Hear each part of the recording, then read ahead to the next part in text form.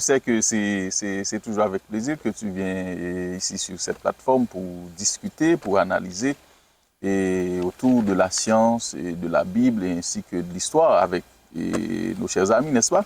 Bon, ce que nous essayons de faire depuis au début, c'est trouver qu'est-ce que la science, qu'est-ce que l'histoire, la philosophie, tout ce que les hommes ont pu élaborer et tous les domaines de connaissances, tout ce qu'ils peuvent nous donner comme renseignement pour nous aider à avoir une meilleure compréhension de ce que nous révèle la parole de Dieu, ce petit livre noir que j'aime beaucoup et qui existe depuis plus de 3000 ans. Okay. Et qui jusqu'à maintenant est en train de nous prouver quelle est la source de la vérité.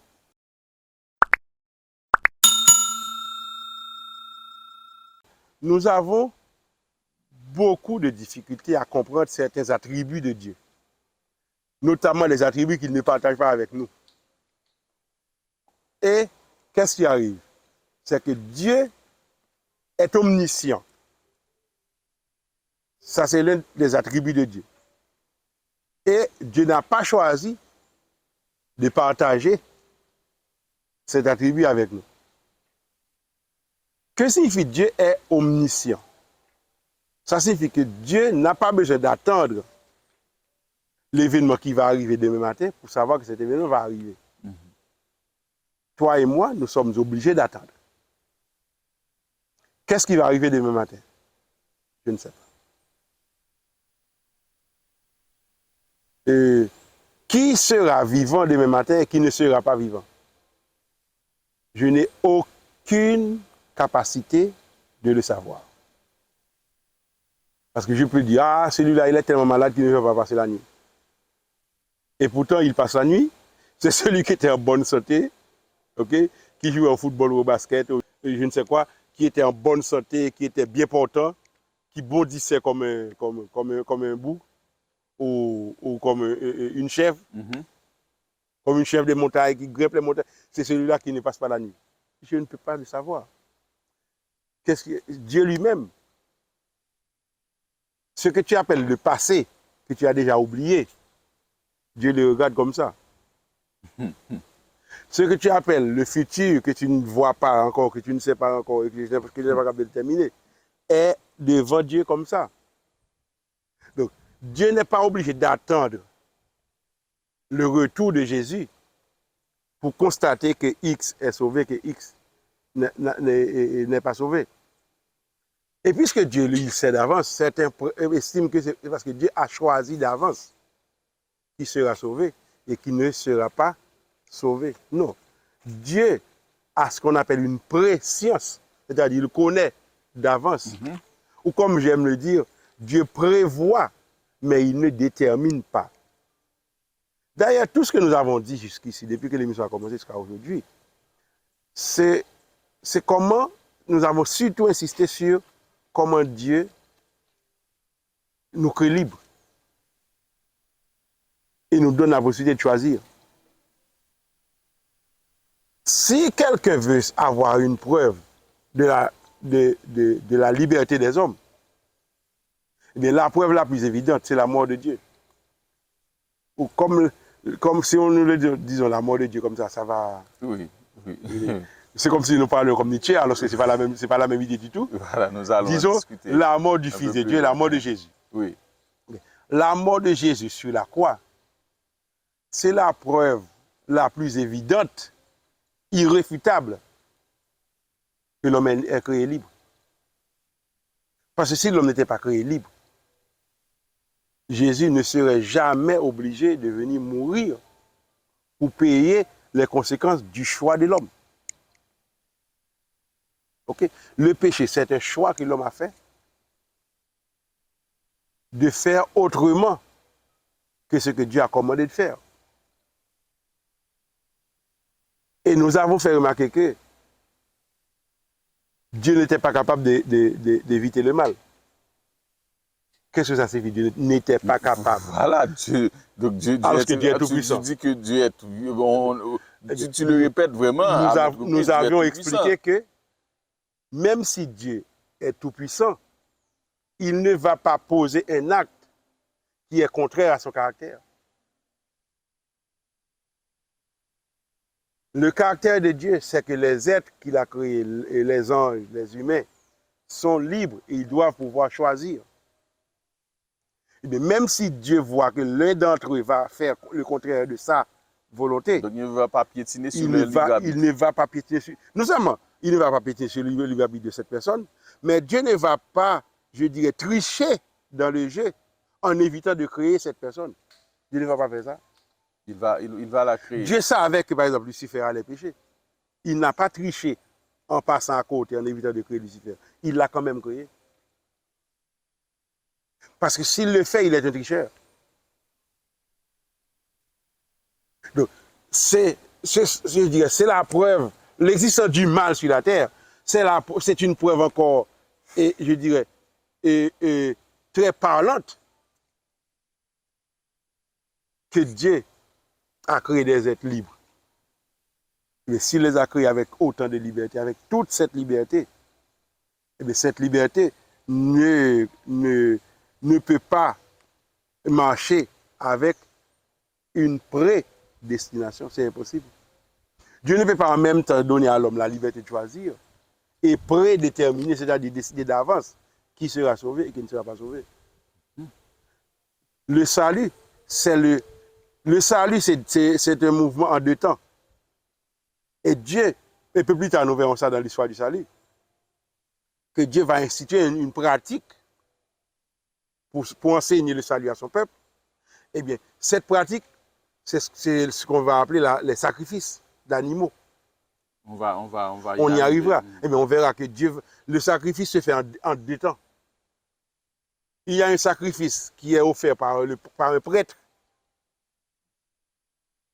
en faveur du pécheur qui vient présenter son sacrifice. Mais il y a un sacrifice qui est fait par l'individu lui-même pour répondre au sacrifice du prêtre.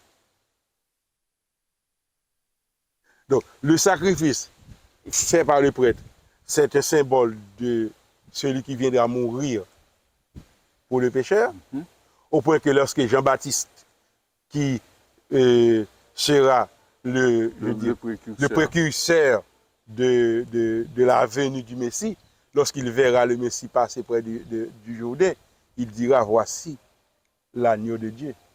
C'est-à-dire, tous les sacrifices, tous les agneaux qui étaient morts, qui ont été sacrifiés au fil des millénaires avant la venue de Jésus, c'était des symboles qui renvoyaient à Jésus. Le vrai agneau, c'est Jésus. OK?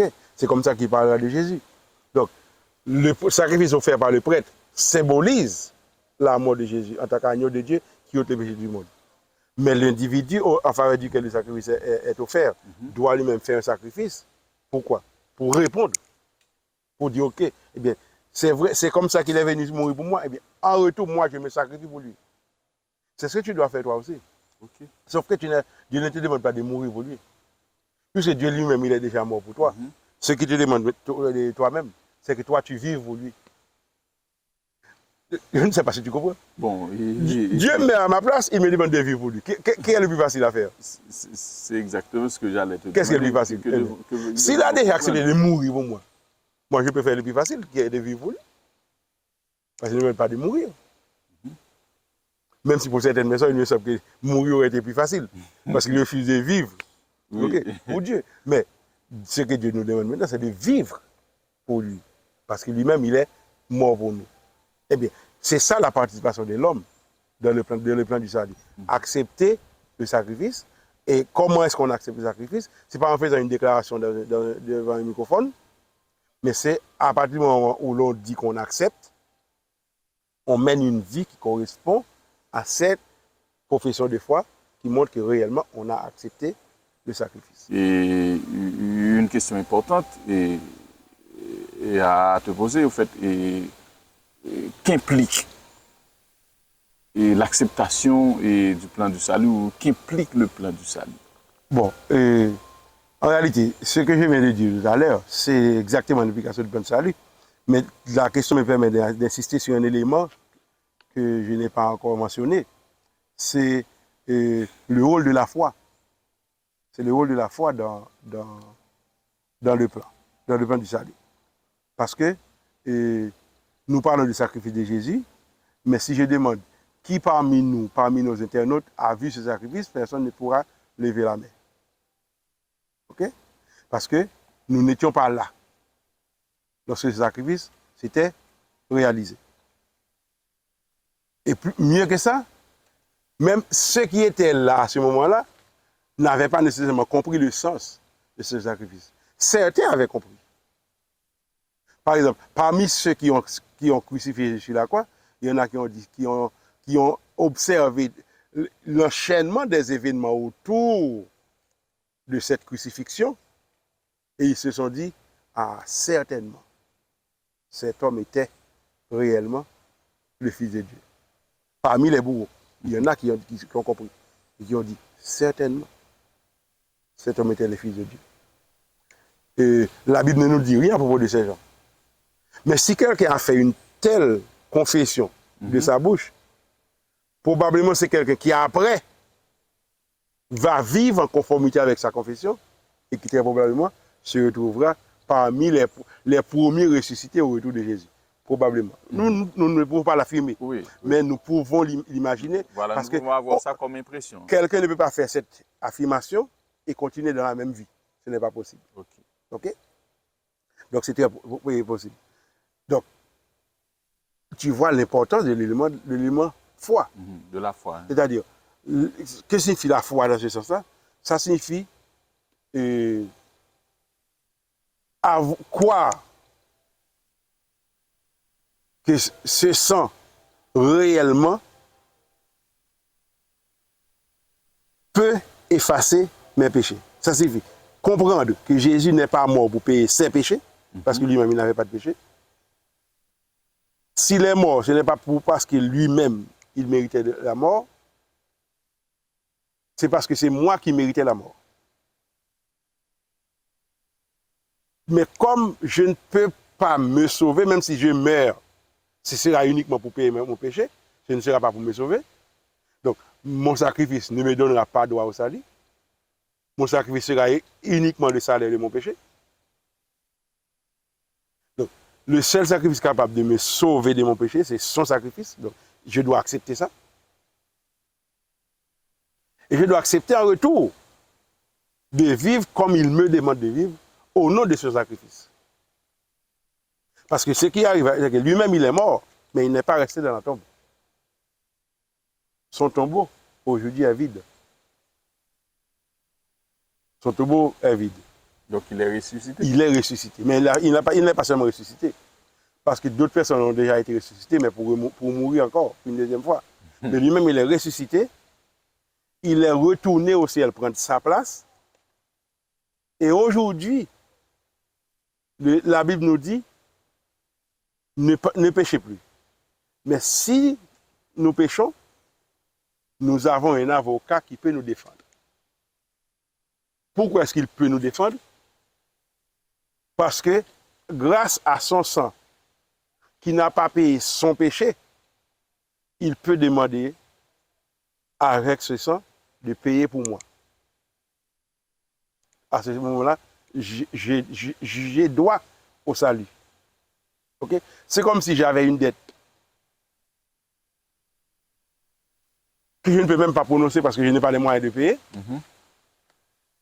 Mais mon père qui est riche, il dit ok, il ne doit plus. Combien est-ce qu'il doit? On dit ok, bien voici.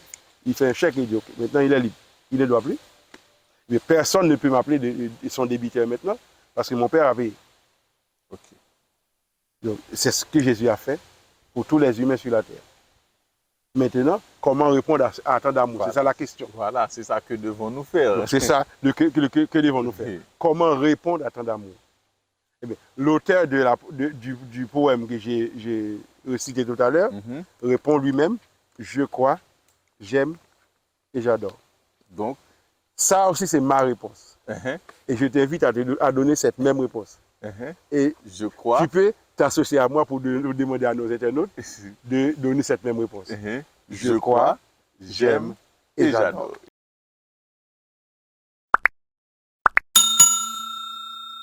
Okay. Et merci pour les belles explications que tu as partagées avec nous et avec nos chers internautes et nos téléspectateurs. Et déjà, chers internautes, nos chers amis, nous vous remercions de votre fidélité et nous vous donnons rendez-vous à la plus prochaine émission. Et n'oubliez pas qu'ici, c'est Souviens-toi.